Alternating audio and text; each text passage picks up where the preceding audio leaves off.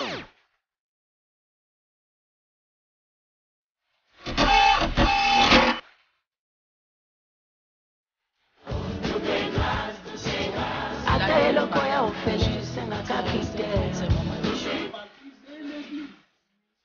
ceux qui n'ont pas la sémence de Dieu construisent des églises.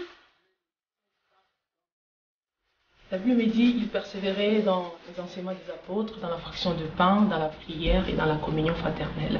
C'est ainsi ce que nous raconte Acte 2, le verset 42. C'est pour vous dire que nous avons reçu aujourd'hui un docteur. Shalom à tout le monde qui nous suivez, vous qui nous suivez derrière vos écrans dans vos maisons. Aujourd'hui, nous sommes encore là dans le cadre de notre émission Que la Bible parle. Comme d'habitude, nous avons promis que nous allons toujours vous amener ici des hommes de Dieu capables de vous donner le message du temps, le message de l'heure. Comme je l'ai toujours dit tantôt, il fait très sombre dans le monde spirituel, mais nous voulons vous apporter la lumière qui est Jésus-Christ. Aujourd'hui, nous allons développer sur un thème très important, comment reconnaître les vrais et les faux serviteurs de Dieu en ce temps de la fin. Bien aimé, la fin est très mauvaise, mais la fin est très capitale pour toi qui te prépares un jour pour rencontrer le Seigneur. C'est toi qui te prépares un jour pour porter la robe blanche, la robe du mariage, parce que l'époux s'apprête à revenir. Aujourd'hui, nous avons reçu un homme très important, un docteur, un apôtre, si je peux dire comme ça, le docteur Kama Emmanuel de l'église de Saron de Bruxelles, la capitale de l'Europe, qui est accompagné de sa fille, de son étudiante, qui est à l'école théologique de docteur Kama. J'aimerais pour vous saluer le docteur Kama. Bonjour docteur. Bonjour ma soeur. Bonjour maman. Bonjour. Comment allez-vous? Je vais bien par grâce. Ok, voilà, nous sommes dans la capitale de l'Europe, Bruxelles. On est là avec le docteur Kama, que vous connaissez tous. Un homme qui bénit beaucoup l'œuvre de Dieu, qui bénit l'église de Dieu. Mais cette émission, je ne la présente pas seule, pas parce que je suis en Belgique. Je suis toujours accompagnée de ma jumelle, de ma collègue, Maman Bijouti, Maman Nza. Bonjour Maman Bijouti. Bonjour Pasteur Trésor. Aujourd'hui, nous avons reçu un docteur. Sûrement, il y a vraiment des choses à dire. Ah oui. Sûrement, sur ce plateau, il y a le pain pour tous ceux qui vont nous suivre. Action. La Bible me dit, il persévérait dans les enseignements des apôtres, dans la fraction de pain, dans la prière et dans la communion fraternelle. C'est ainsi ce que nous raconte Acte 2, le verset 42. C'est pour vous dire que nous avons reçu aujourd'hui un docteur. Shalom à tout le monde qui nous suivez, vous qui nous suivez derrière vos écrans dans vos maisons. Aujourd'hui, nous sommes encore là dans le cadre de notre émission Que la Bible parle. Comme d'habitude, nous avons promis que nous allons toujours vous amener ici des hommes de Dieu capables de vous donner le message du temps, le message de l'heure. Comme je l'ai toujours dit tantôt, il fait très sombre dans le monde spirituel, mais nous voulons vous apporter la lumière qui est Jésus-Christ. Aujourd'hui, nous avons reçu un homme très important, un docteur, un apôtre, si je peux dire comme ça, le docteur Kama Emmanuel de l'église de Saron de Bruxelles, la capitale de l'Europe, qui est accompagné de sa fille, de son étudiante, qui est à l'école théologique de docteur Kama. Aujourd'hui, nous allons développer sur un thème très important, comment reconnaître les vrais et les faux serviteurs de Dieu en ce temps de la fin. Bien aimé, la fin est très mauvaise, mais la fin est très capitale pour toi qui te prépares un jour pour rencontrer le Seigneur. C'est toi qui te prépares un jour pour porter la robe blanche, la robe du mariage, parce que l'époux s'apprête à revenir. Merci à vous tous qui nous avez écrit, qui nous avez demandé de vous apporter des enseignements vraiment qui sont puissants pour votre foi, pour faire agrandir votre foi. Nous savons qu'il y a beaucoup de gens qui ont des difficultés de trouver d'enseignants, des difficultés de trouver des églises où ils sont bien enseignés, comme on nous a dit la fois dernière que le pain manque dans la maison du pain. C'est ainsi aujourd'hui, nous avons apporté quelqu'un qui a vraiment du pain. Il reçoit du pain du ciel pour donner au peuple de Dieu dans l'école théologique et dans son église, le Saron de Bruxelles. J'aimerais pour vous saluer le docteur Kama. Bonjour docteur. Bonjour ma soeur. Bonjour maman. Bonjour. Comment allez-vous? Je vais bien par grâce. Ok, voilà. Aujourd'hui, nous sommes dans la capitale de l'Europe, Bruxelles. On est là avec le docteur Kama, que vous connaissez tous. Un homme qui bénit beaucoup l'œuvre de Dieu, qui bénit l'église de Dieu. Mais cette émission, je ne la présente pas seule, pas parce que je suis en Belgique. Je suis toujours accompagnée de ma jumelle, de ma collègue, Maman Bijouti, Maman Nza. Bonjour Maman Bijouti. Bonjour Pasteur Trésor. Aujourd'hui, nous avons reçu un docteur. Sûrement, il y a vraiment des choses à dire. Ah oui. Sûrement, sur ce plateau, il y a le pain pour tous ceux qui vont nous suivre. Qu'en penses-tu? Ah oui, c'est très important parce que comme on connaît, comme il est connu que nous sommes au temps de la fin, c'est très important pour l'enseignement, comme tu venais de le dire, que la Bible nous dit que l'Église primitive persévérait dans l'enseignement des apôtres, c'est très important. Oui. Très important. Vraiment, il fallait vraiment que ce soit des apôtres parce que ce sont les apôtres qui ont le fondement. Voilà. Le fondement de toutes choses dans le christianisme. Oui. Et comme c'est la fin des temps, oui, nous avons besoin des docteurs, voilà, des gens qui savent décortiquer, étaler, tout dire, amener la parole à la connaissance de tout un chacun, afin que chacun de nous ne soit pas surpris ce jour-là. Docteur Kama, je viens à vous. Je suis très heureuse de vous recevoir ici aujourd'hui. Nous sommes venus ici vraiment pour recevoir du pain. Le pain qui nous vient du ciel, parce que la Bible nous dit, donne-nous quotidiennement le pain. Et j'ose croire qu'aujourd'hui vous avez du pain pour le peuple de Dieu. Et je vous vois accompagné de maman Mireille da Silva, qui est un enfant qui reçoit aussi du pain que vous lui donnez dans l'école théologique. Est-ce que vous pouvez nous faire un peu un résumé par rapport à cette école? Oui, merci beaucoup, ma sœur. Nous sommes une école de formation. Elle est dénommée FMI, École de formation et d'équipement pour le ministère. Amen. Je l'ai commencé depuis la RDC Congo. Ça fait une vingtaine d'années, wow, c'est pas moindre. Et par la grâce de Dieu, nous avons enseigné beaucoup, des centaines de serviteurs. La dernière fois quand j'étais parti en Angola, j'ai rencontré énormément de serviteurs qu'on a enseignés, que j'ai même oubliés. Okay. Et donc, nous continuons le travail également ici en Europe. Nous avons été en Hollande, en Allemagne, en Belgique, en France. Il y a ceux qui nous suivent par correspondance en Angleterre, aux États-Unis, au Canada. Donc, par la grâce de Dieu, nous faisons ce travail. Ok, voilà. Nous ne voulons pas brûler les étapes. Je voulais savoir qui est le docteur Kama. Oh. Le docteur Kama est le serviteur de Dieu, le moindre, choisi et appelé par Dieu depuis presque la jeunesse. J'ai passé toute ma vie dans ce travail. Et donc, j'ai commencé le ministère, j'étais très jeune au Congo. J'ai grandi dans ces ministères, je me suis marié dans ce travail. Et j'ai commencé à avoir des cheveux blancs dans ce travail. Amen. Donc c'est vraiment une vocation parce que je n'ai pas été au travail quelque part dans un bureau à part dans le travail de Dieu que je suis en train d'accomplir jusqu'à ce jour. Donc c'est un don de Dieu. Ok, merci. Aujourd'hui, vous nous avez apporté un thème, un message qui est vraiment le message de l'heure. Comment connaître le vrai et le faux serviteur en ces temps de la fin. Est-ce que trouvez-vous important que le peuple de Dieu connaisse le vrai et le faux serviteur? Absolument, absolument.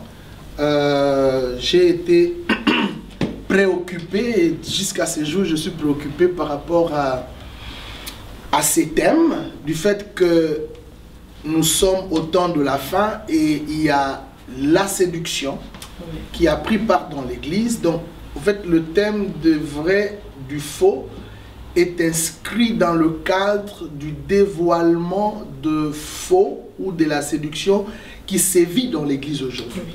Et donc, je suis vraiment très enchanté d'enseigner le peuple de Dieu sur ces sujets délicats et importants. Okay. Est-ce que c'est pas contraire? Parce que dans ces temps de la fin, on parle souvent de serviteurs. Parce que si je vois même toutes les émissions que nous avons faites, je vois plus on parle de serviteurs et de serviteurs. Et aujourd'hui encore on parle de serviteurs. Est-ce que c'est pas contraire qu'on parle plus de serviteurs au lieu de l'Église dans ces temps de la fin? Merci. Ta question elle est très importante. Pourquoi on parle des serviteurs? Parce que c'est eux qui sont à la tête de la masse. Oui. S'ils déroutent, c'est toute l'Église qui déroute. Oui. Vaut mieux les avertir pour aider ceux qui les suivent à être rangés. Tu sais, maman, aujourd'hui, nombreux de nos frères, de nos fidèles sont restés dans des maisons. Ils ne vont plus dans des églises parce que quelque part, ils ont été déçus par des serviteurs. C'est pourquoi il faut quand même qu'on revoie, je me dis, cet aspect des choses qui semble être fondamental pour la foi des milliers et de la multitude. Donc, ça vaut la peine de parler. Alors, comme vous êtes enseignant, est-ce que vous avez senti, est-ce qu'il y a une différence entre un serviteur qui est enseigné et celui qui n'est pas enseigné, par exemple? Ben oui, la différence, elle est là, elle est grande, elle est fondamentale, elle est énorme. Le serviteur de Dieu qui est formé, il a des atouts, il a un discours cohérent, structuré. Celui qui n'est pas formé, c'est quelqu'un, je n'en disconviens pas, je ne dis pas que si on n'est pas formé, on n'a pas l'appel, on peut avoir l'appel, mais on doit être formé pour que cet appel puisse être exercé en bonne et due forme. Le serviteur qui n'est pas formé, il manque beaucoup d'atouts pour son ministère, et c'est un danger alors pour l'Église. Alors papa, je vous laisse le temps de nous parler un tout petit peu de comment pouvons-nous reconnaître en ces temps de la fin le vrai du faux serviteur. D'accord, donc je voulais dire que ce thème, je les prépare dans un projet de livre. J'ai tellement de projets de livres qui sont encore en manuscrit. Dieu nous donnera des moyens pour les publier. Je suis en train de préparer un livre que je vais publier d'ici là sur la séduction universelle au temps de la fin. Et donc là, c'est juste une petite partie de mon livre. Je me base sur la parabole du blé et de l'ivraie. C'est une parabole qui renferme des vérités profondes, où Jésus nous explique sur le champ où les deux protagonistes ont pu s'aimer. Je parle de Dieu et du diable. Il y a le Seigneur qui est venu s'aimer du blé. Il a envoyé ses serviteurs s'aimer du blé dans son champ, dans le champ, pardon, et la nuit, l'ennemi vint, il sème également des livrées dans le même champ. Donc, nous sommes dans un champ où il y a la présence du blé et de l'ivraie. Vous voyez, c'est là où je sors les deux aspects des vrais et des faux. Les uns ont été sémés par Jésus, mais les autres ont été sémés par le diable. Et donc, nous évoluons tous ensemble. Parce que les deux semences dans le champ bénéficient des mêmes faveurs, je veux dire. La pluie, quand elle tombe, elle tombe pour les blés, pour les vrais. Oui. Et la chaleur du soleil avec la photosynthèse, principe physique. Oui. Il y a le blé qui en bénéficie également, l'ivraie. Mais nous sommes ensemble et nous évoluons ensemble. D'ailleurs, lorsque les disciples ont voulu arracher le blé, les maîtres dit, écoutez, laissez-les croître ensemble. De peur de déraciner l'ivraie. Laissez-les croître ensemble. Vous voyez? Et donc ici, les principes que je voudrais dégager entre les vrais et les faux, avant que je n'arrive à ma conclusion sur comment les reconnaître, d'abord, il faut parler en termes de la sémence. Nous sommes sur le plan scientifique, végétal, le blé ou l'ivraie, c'est une sémence. À chaque sémence correspond une espèce. À chaque espèce correspond un arbre. À chaque arbre correspond un fruit. Donc, si vous êtes une sémence de Dieu, vous avez les fruits de Dieu.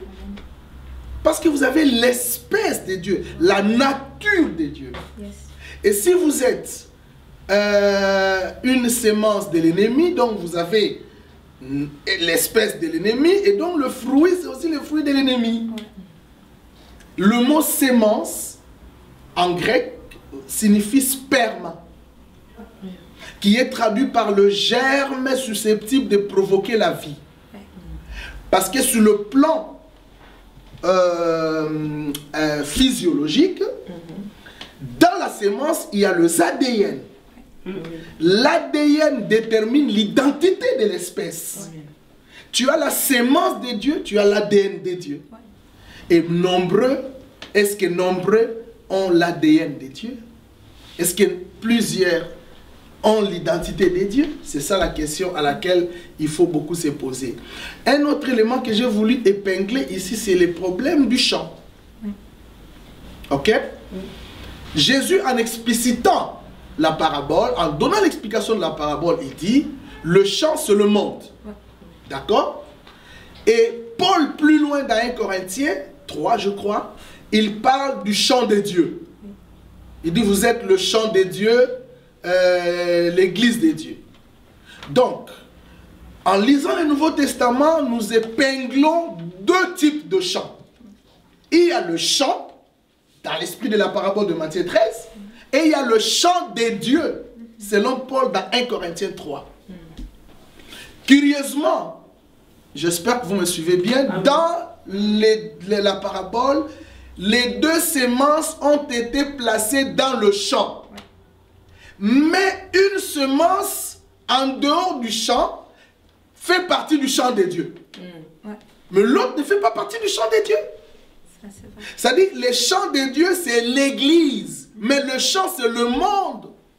Nous sommes dans le monde, mais nous ne sommes pas tous dans l'église. Et c'est là que je sors la notion fondamentale de l'église et des églises. L'église en E majuscule et les églises en M minuscule. Les églises sont dans le monde. L'église aussi est dans le monde. Les églises sont bâties par nous, mais l'église est bâtie par Jésus. Nombreux sont dans les églises, mais ne font pas partie de l'église. Alors le chant de Dieu, ceux qui ont la sémence de Dieu, sont dans les églises tout en faisant partie de l'église. Mais ceux qui n'ont pas la sémence de Dieu construisent des églises, mais ne sont pas dans l'église. Et Jésus, quand il viendra chercher son église, pas les églises. Amen.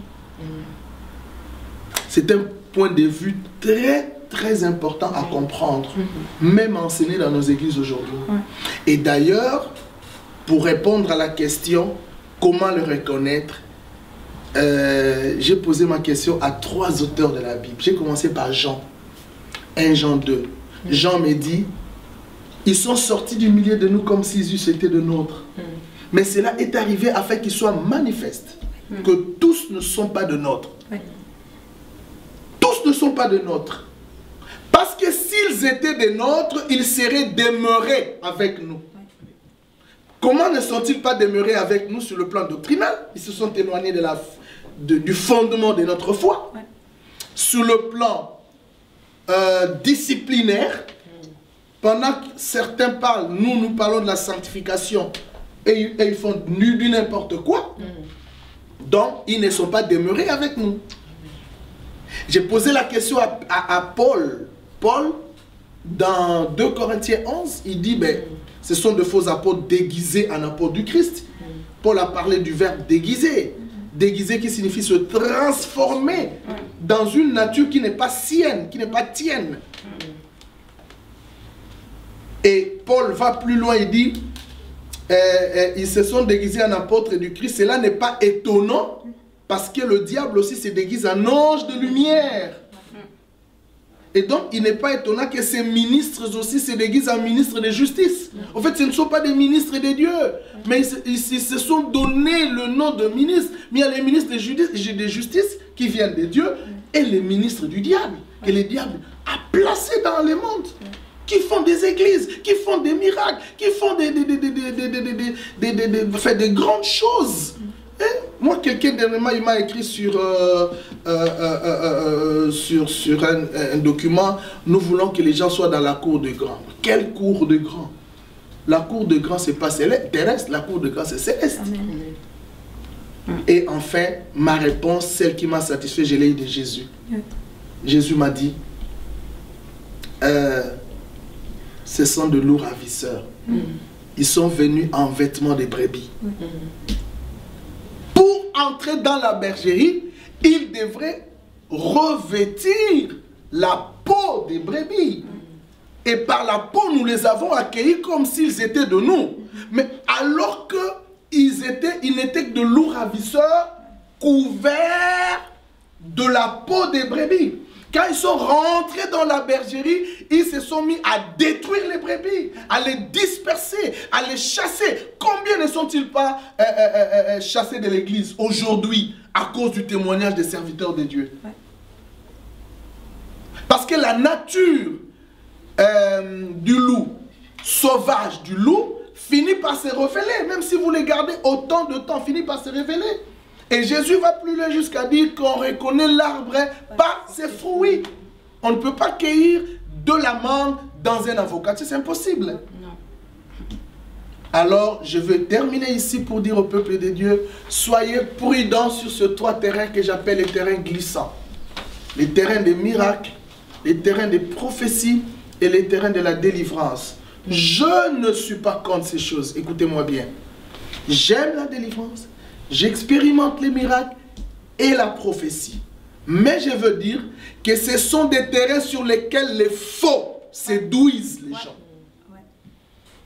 Si tel était le cas, Jésus ne pouvait pas dire « Plusieurs me diront à ce jour-là, j'ai fait beaucoup de miracles en ton nom, j'ai chassé des démons en ton nom, j'ai prophétisé en ton nom. » Et la réponse de Jésus, je leur dirai ouvertement, je ne vous ai jamais connu. Pourquoi ne pas connaître celui qui a fait les miracles en ton nom? Pourquoi ne pas reconnaître celui qui a prophétisé en ton nom? Pourquoi ne pas reconnaître celui qui a chassé les démons en ton nom? Le domaine du combat spirituel, le domaine de la délivrance et des miracles, faisons attention. Le problème n'est pas là. Le problème, c'est le fruit de celui qui opère ces choses. C'est le fruit qui doit déterminer l'arbre. Point barre. Que Dieu vous bénisse. Alors, docteur, merci pour votre exhortation. C'était merveilleux. Mais je vais faire un pas en arrière pour vous demander, mais qu'est-ce que je vois, il y a des pasteurs, des évangélistes qui prêchent dans des églises. Et ça finit par là. Mais vous, qu'est-ce qui vous a motivé vraiment d'enseigner les gens, de former les élèves, des pasteurs, parce que vous enseignez seulement, pas seulement des femmes comme ça, mais de serviteurs de Dieu. Qu'est-ce qui vous a motivé vraiment? En fait, parler de la motivation, je ne sais pas, mais c'est l'appel que j'ai reçu de Dieu. C'est-à-dire que par appel, je suis docteur du ministère et je n'ai pas voulu rester comme ça. Je suis allé aussi faire les études. J'ai un master en théologie de l'Université libre de Bruxelles. Et là, je suis en train de préparer ma thèse de doctorat. J'ai aussi fait certaines études et diplômes. Je n'ai pas besoin de parler de tout ça. Je veux dire qu'en recevant l'appel, je me suis fait cultiver pour faire grandir cet appel.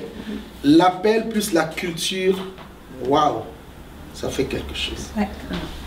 Ok, voilà. Alors, non, je vais d'abord poser encore une question. Oui. Mais vous nous avez parlé de l'Église, dans l'Église. Okay. L'Église de Jésus, dans les mondes qui aussi sortent d'Église. Mais pasteur, au moins nous voyons par-ci, par-là, il y a des serviteurs qui font planter des églises partout. Mais quel est l'essor de l'Église qu'un pasteur plante, mais qui n'est pas de Jésus-Christ? Quel est l'essor? C'est là, c'est pourquoi j'ai expliqué. Le champ, c'est le monde où nous bâtissons des églises. Mais la plupart de nos églises, les seigneurs, je ne sais pas s'il connaît toutes ces églises. Le Seigneur ne connaît que son église et son église n'est pas visible, elle est invisible. C'est ce qu'il viendra chercher. Donc quand nous faisons des églises, que ceux qui viennent dans nos églises rentrent dans l'église pour qu'ils soient sauvés. Mais ne faisons pas des églises comme nos propriétés. Sinon nous n'allons pas rentrer les gens dans l'église pour le salut. Vous comprenez? Donc le problème n'est pas être dans les églises, c'est bien bon. Mais il faut recevoir Jésus-Christ, être sauvé pour faire partie de l'église que Jésus viendra chercher. Amen. Alors, si je vois un peu dans la Bible, je vois aussi Jésus qui donne les paraboles. Il parle des talents. Il parle de 3 sortes de serviteurs. Il parle d'un serviteur qui avait reçu 5 talents, l'autre qui a reçu 3 et l'autre qui en avait seulement 1. Et il a aussi donné des différences, comment ces 3 serviteurs se sont servis de ce que le maître les avait donné. Mais ma question est celle-ci. Quand est-ce qu'un serviteur va creuser un trou pour mettre son talent plutôt, et le creuser et le mettre là pour le garder? Quand est-ce que, parce que je veux un peu l'explication pour, quand est-ce que ça s'est fait? On peut comprendre ces passages de plusieurs manières. Lorsqu'on reçoit un talent, un ministère, un appel, qu'on sort comme vous voulez, et qu'on ne le fait pas, donc on creuse un trou et on l'enterre. D'accord? Le Seigneur t'attend dans le ministère, toi tu vas dans le bureau travailler. C'est une sorte de creuser et de mettre les talents dans la terre. Une autre possibilité, lorsque Dieu te donne un talent, par exemple pastoral, toi tu vas faire la mission, l'apostolat là-bas, mais tu enterres ton talent parce que Dieu ne te voit pas dans l'apostolat. Dieu te voit dans la pastorale. Donc c'est de deux façons comme ça que l'on peut, à mon avis, expliquer ces textes selon lesquels le Seigneur reproche à ses serviteurs de n'avoir pas exploité à suffisance leur talent. Amen. Amen. Alors, pasteur, moi, je vous ai suivi, docteur Kama, je vous ai suivi vraiment à la lettre. Je vous ai entendu parler que vous avez reçu la réponse par rapport à la question. Ça, c'est la réponse que vous avez reçue. Que l'Église voudra aussi recevoir à partir de ce que vous avez enseigné. Vous, en vous posant la question sur comment reconnaître le faux et le vrai, vous êtes allé dans les 3 livres de la Bible, vous avez parlé de 1 Jean 2, 2 Corinthiens 11, et vous avez parlé aussi de Jésus. Matthieu 7. Ok, moi je reviens un peu dans 1 Jean 2, où vous avez dit que ils sont entrés au milieu de nous. Ils sont sortis pardon, du milieu de nous. Alors, comment cela ils sont sortis? Ça, c'est l'apôtre qui dit, ils sont sortis. Mais comment de nos jours, ils n'arrivent pas à sortir, mais ils sont là? Non, l'apôtre dit, ils sont sortis du milieu de nous comme s'ils eussent été de nôtres. Oui. En réalité, ils ne sont pas de nôtres. Oui. Et ça, c'est Jésus qui l'explique. Quand il dit qu'ils sont rentrés en peau de brebis, mais au-dedans, ce sont de loups ravisseurs. Mais écoutez, moi, ma question est celle-ci. Ce sont des loups ravisseurs qui sont revêtus en peau de brebis. D'accord. Mais aujourd'hui, par rapport à ce que nous voyons parfois, la réalité des églises, il y a des loups qui sont encore dans les églises ou même dans l'église de Jésus. Non, je vais t'expliquer. Ils ne feront jamais partie de l'église. Oui. Ils sont dans les églises, oui. Voilà. Parce que les églises, c'est le chant. Oui. Dans le chant, les 2 protagonistes ont pu s'aimer. Le maître a s'aimé, l'ennemi a aussi s'aimé. Là, c'est les églises. Ils bâtissent les églises. Ils dirigent les églises. Ils font des campagnes. Ils font tout dans les églises. Ils sont connus dans les églises. Mais les loups ne feront jamais partie de l'église. Parce que Paul dit quelque chose de très important à Timothée. Le Seigneur connaît ceux qui lui appartiennent. Quiconque prononce le nom du Seigneur s'éloigne de l'iniquité. Ça, c'est fondamental. Mais écoutez, docteur, mon problème par rapport à la question que celui qui nous écoute, l'internaute qui nous regarde, qui nous regardera tantôt, il doit avoir la réponse à la question qui trottine dans son cœur. D'accord. La question est celle, une réalité est que, c'est vrai, peut-être le loup n'entrera pas dans l'église de Christ, mais ils sont dans les églises. Oui. Mais par contre, dans les églises se trouvent des gens par qui Christ est venu pour eux. Oui. Des gens par qui Christ a souffert. Oui. Des gens par qui Christ a accepté de laisser son trône et venir sur la terre. Ce sont ces gens-là qui remplissent des églises. Des églises qui sont remplies de loups revêtus en brebis, en peau de brebis. Alors, mais entre autres, l'église de Christ doit être enlevée. D'accord. L'église de Christ. Mais comment pouvez-vous rassurer que ceux-là qui ne connaissent pas, qui ne savent pas qui est vrai, qui est faux, mais qui se trouvent dans les églises, pas dans l'église. Voilà. Comment pouvez-vous rassurer à cette personne que tiens-toi tranquille, où tu es à l'église, mais tu n'es pas, tu es dans les églises, mais tu n'es pas à l'église. J'ai compris la question maintenant. Je pense que d'abord, tous ceux qui font partie des églises, pour identifier l'église locale où elle est, où il est, si c'est une bonne ou mauvaise, ce n'est pas à moi de juger. Je pense qu'il faut regarder là le fruit de l'arbre qui est dans ces églises. Oui. Ok? Oui. La Bible nous parle de la sanctification, par exemple. Et celui qui me dirige ne vit pas ça. Ce n'est pas à moi de juger. Non. Mais nous devons voir, parce que constater. Voilà. Ça, c'est de 1. De 2.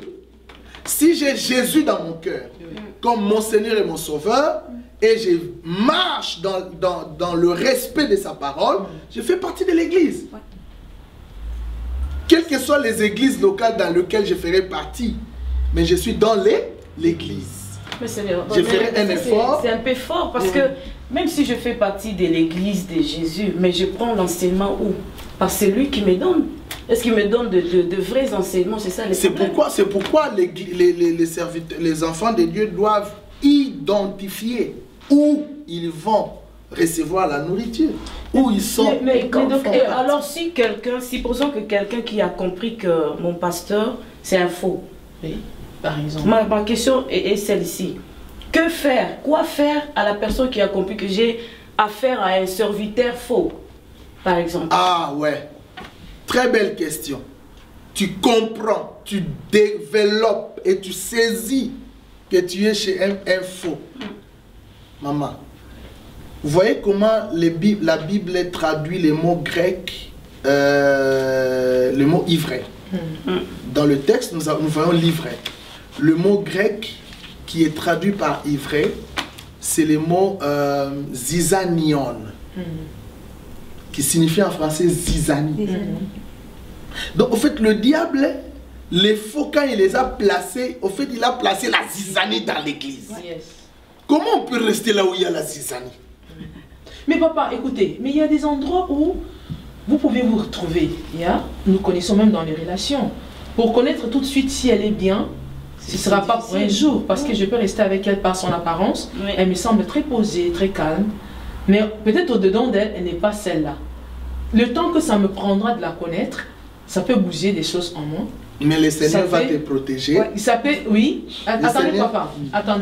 Attendez. Le Seigneur va protéger la personne qui est dans l'église. Parce que moi, je connais des gens qui sont dans les églises. J'ai discuté avec une dame l'autre fois. Je lui ai dit, mais pourquoi toi, tu payes plus ta dîme? J'ai cru qu'elle allait me répondre par rapport aux enseignements d'un peu de tous les pasteurs d'Internet, parce qu'il y a beaucoup de pasteurs qu'Internet est en train de créer. Elle me dit, non, c'est pas par rapport à cela. Je ne paye pas ma dîme parce que j'ai trop payé des dîmes dans mon église. Je n'ai pas vu... j'ai pas vu de rendement, j'ai pas vu de changement et je n'ai pas vu... J'ai dit, oh, parce que lorsque tu payes ta dîme, tu t'attends à un rendement, tu t'attends, c'est quelque chose de la part de ton pasteur. Elle me dit, écoute pasteur, mais quand tu donnes ta dîme à quelqu'un, tu dois quand même te rassurer que la personne... Donc pour dire qu'elle a compris que je ne suis pas dans le bon. Mais entre autres, ça a déjà bousillé les deux goûts, c'est-à-dire donner le dégoût de donner la dîme. Mais maman, je t'assure, nombreux ont eu ce dégoût. Plusieurs.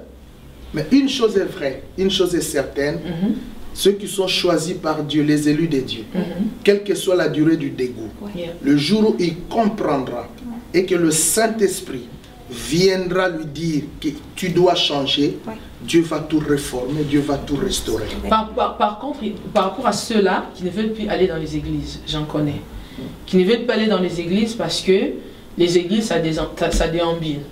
Ça part à gauche, ça part à droite. Alors, elle s'est dit, bon, de toute façon, je suis moi-même aussi l'église. Et il y a aussi les enseignements sur l'Internet. Mais là, je suis contre. Je suis contre pourquoi? Parce que l'église est une communauté où il faut aller grandir. La personne doit chercher un lieu où il va grandir. L'église, c'est d'abord la communion. Si on enlève la communion dans l'église, on ne va plus parler de l'église. On ne peut pas vivre l'église comme ça. Parce que l'église, la Bible dit, 2 ou 3 se réunissent en son nom, il est là. Donc ces gens, malgré leur déception, ils doivent chercher où aller, rendre grâce à Dieu, adorer le Seigneur. Pardon maman, mais nous avons le Saint-Esprit. Il est notre guide, c'est lui qui peut nous éclairer et nous diriger dans notre recherche. C'est facile à dire de quitter et d'aller, de changer des églises, parce que là, on est sur le plateau. Mais lorsque c'est pratiqué, nous, étant église, on traite la personne comme étant un diabolique. Ou pas? Parce que là, c'est facile de dire que si tu n'as pas bien trouvé où c'est le pasteur le faux, il faut quitter, il faut aller là-bas. Mais si ça nous arrivait à notre église, pasteur, mais non, on revient, on dit non, il ne veut pas se répartir.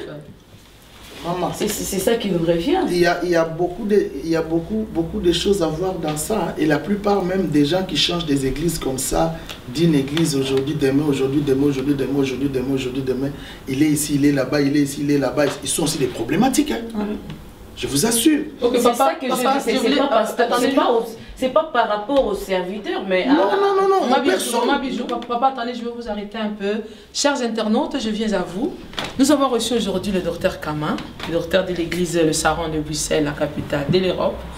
Il est venu aujourd'hui nous parler d'un thème qui est très important en ces temps de la fin parce qu'il fait très très noir. Dans votre connaissance aussi, il y a eu des choses que vous avez connues, des choses que vous avez entendues qui ont peut-être changé votre foi, votre façon de voir Christ à la croix. Christ à la croix a un modèle, le modèle du salut.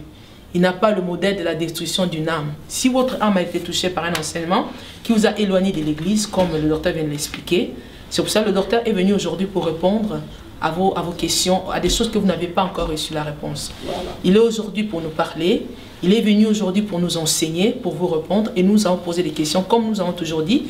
À vous des questions, nous les posons au docteur. Voilà, si vous venez juste de vous connecter à nous, il s'agit de comment connaître le vrai et du faux serviteur en ces temps de la fin. Docteur, je reviens à vous. Vous avez dit tout à l'heure qu'il y a 3 terrains glissants. Vous avez parlé du miracle, de la prophétie et de la délivrance. Or, en ces temps de la fin, non, évidemment, c'est ça qui fait un peu l'écho dans tous les ministères, dans toutes les campagnes, dans toutes les réunions des églises, pas l'église de Christ. Mais Jésus a dit, voici les miracles qui accompagneront ceux qui auront cru à mon nom. Le miracle, ça c'est Jésus qui dit. Mais pourquoi est-ce que, je vous ai écouté dire tout à l'heure que vous n'êtes pas contre le miracle, contre la prophétie. Mais en ces temps de la fin, ne trouvez pas vous qu'il est important que le peuple de Dieu soit délivré, que le peuple de Dieu reçoive des paroles vraiment prophétiques après avoir été bousillé, trahi, peut-être déçu, après plusieurs années dans la foi. Ta question, elle est importante. Elle est aussi facile à comprendre. N'oubliez pas que le temps de la fin, c'est le temps de la séduction. Et de la grande séduction. Et les éléments de la séduction n'est pas la parole. Parce que la parole ne passera pas. Les miracles passera. La prophétie cessera. Mais la parole ne passera jamais. Matthieu 24, on a posé la question sur les signes du temps de la fin. Les disciples ont posé la question à Jésus. Et Jésus commence par la séduction. Matthieu 24, au verset 4 déjà. 5, il dit que personne ne vous séduise. Ils ont demandé les signes. Mais Jésus a commencé par la séduction. Car, écoutez la réponse, plusieurs viendront sous mon nom, disant, c'est moi qui suis le Christ, et ils séduiront beaucoup de gens. Au fait, le diable a compris que c'est la fin. Que c'est la fin. Et pour séduire, il faut utiliser les éléments sentimentaux vers qui amènent un élan vers la séduction. Et ces éléments, c'est ces 3 terrains glissants. Je veux dire quoi? Je veux dire, enseignons d'abord la parole. Amen. Et laissez le reste accompagner la parole. Oui, papa, parce que nous sommes déjà presque à la fin de notre émission, par rapport à notre chrono. Je voulais encore poser une autre question. Ça, c'est maintenant face à vous-même, depuis que vous êtes appelé docteur.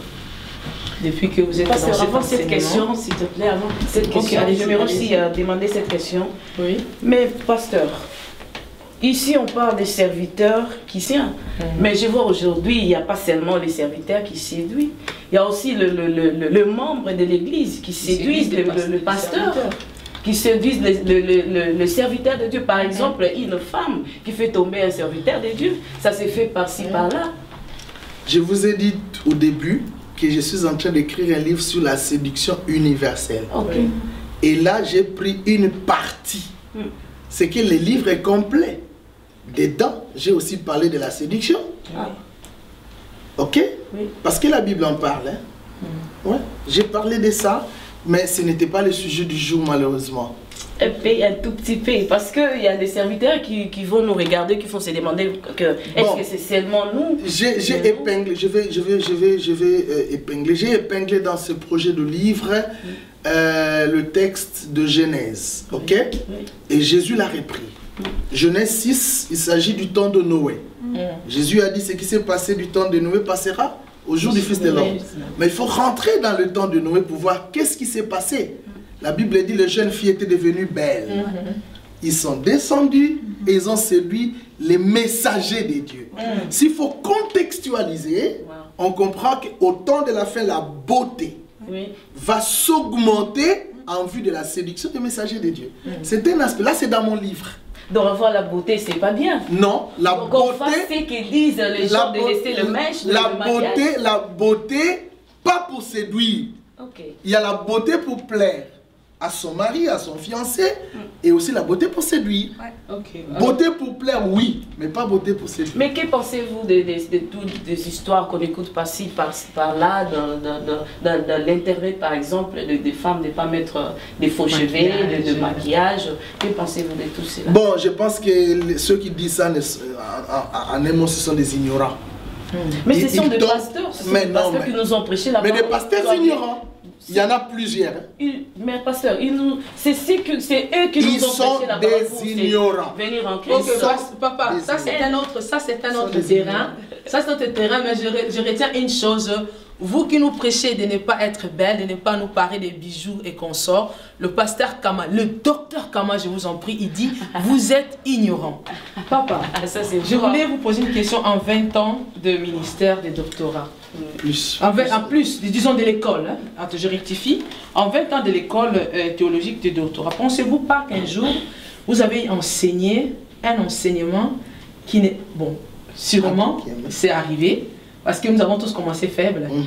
Et après aujourd'hui, vos capacités d'hier ne sont pas celles d'aujourd'hui. Il y a beaucoup d'amélioration. Oui, ne pensez pas vous, une fois, dans votre ministère, dans votre doctorat, dans votre enseignement que vous donniez, il n'y avait pas une fois où vous avez donné un enseignement par après, vous êtes venu un peu, pas rectifier, mais modifier. De temps en temps. C'est pourquoi il y a des tomes 1, des tomes 2, il y a livres, revues, révisés, ajoutés. Je l'ai dit tout à l'heure, l'enseignement que j'ai donné à mon pasteur Samy, c'est pas ce que je donne aujourd'hui. Il y a augmentation toujours. Alors, je vais encore nous poser une dernière question avant de vous donner votre mot de la fin et poser aussi une question à votre étudiante. Je voulais savoir, papa, parmi tous ces gens que vous aviez formés, sûrement, êtes-vous content ou bien heureux, satisfait du résultat? Très. Avant même que vous ne finissiez la question. Très. C'est là que je comprends l'appel que j'ai reçu de la part de Dieu. Parce qu'aujourd'hui, j'ai énormément de témoignages de ceux qui sont passés sous mes pieds, ce qu'ils font sur terrain. Je suis rempli. Est-ce qu'il n'y a pas de serviteurs que vous avez donné des enseignements, mais qui sont restés le même? Là, c'est individuel, c'est pas mon problème. Non, mais moi, je la pose autrement. Papa, moi, je la pose autrement. C'est ce qu'elle veut dire, c'est ce que je voulais tout de suite vous dire. Imaginez cet instant parmi tout cela que vous avez formé, mais il a bien commencé et il s'est détourné. Quelle serait votre responsabilité face à ces serviteurs? J'en ai connu plusieurs comme ça et je joue le rôle de coach. Je reviens toujours pour le remettre sur le bon chemin. Et s'il veut pas? Il y a ceux qui ont accepté et ceux qui n'ont pas accepté. Et donc, je ne peux pas les forcer.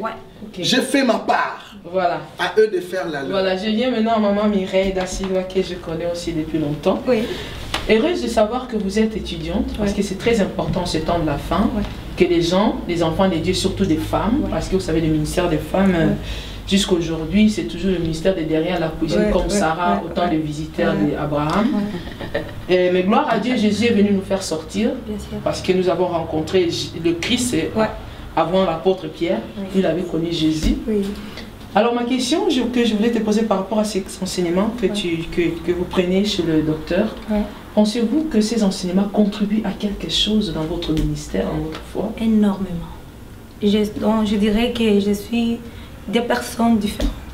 Avant l'enseignement et maintenant. Ok, gloire à Dieu. Donc c'est ça. Donc ça a vraiment apporté un changement. Un grand.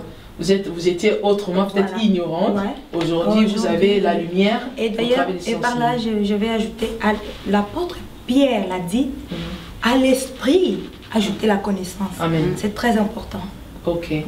Bon, voilà, papa, nous sommes revenus à vous. Quel sera votre mot de la fin?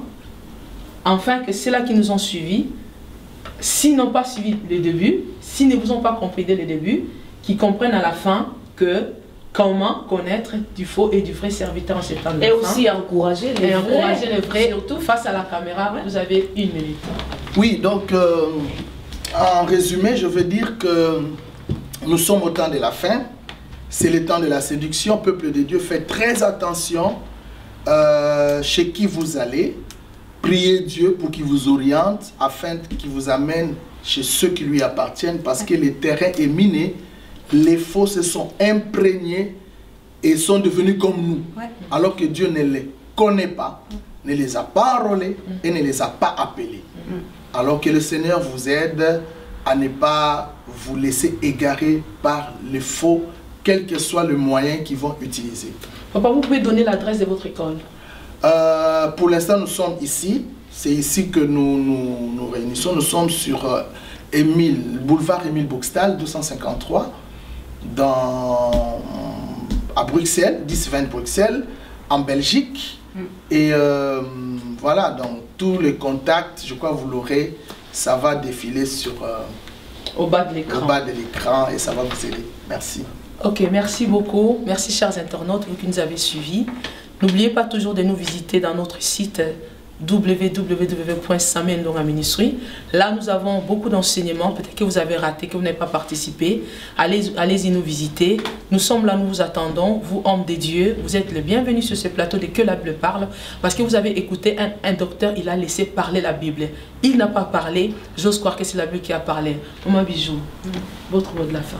Ah oui, je suis très contente de l'enseignement, c'est très important. Et puis voilà, c'est ça, que le Seigneur bénit son serviteur, il bénit aussi maman Mireille. Oui, voilà, c'est ça, c'est tout. Et puis continuez aussi de nous visiter sur notre Facebook de Samuel Ndonga, et aussi écrivez-nous surtout vos questions, c'est très important. Et alors à la prochaine, au revoir. Ciao. Au revoir. Merci. Ah, c'est bien.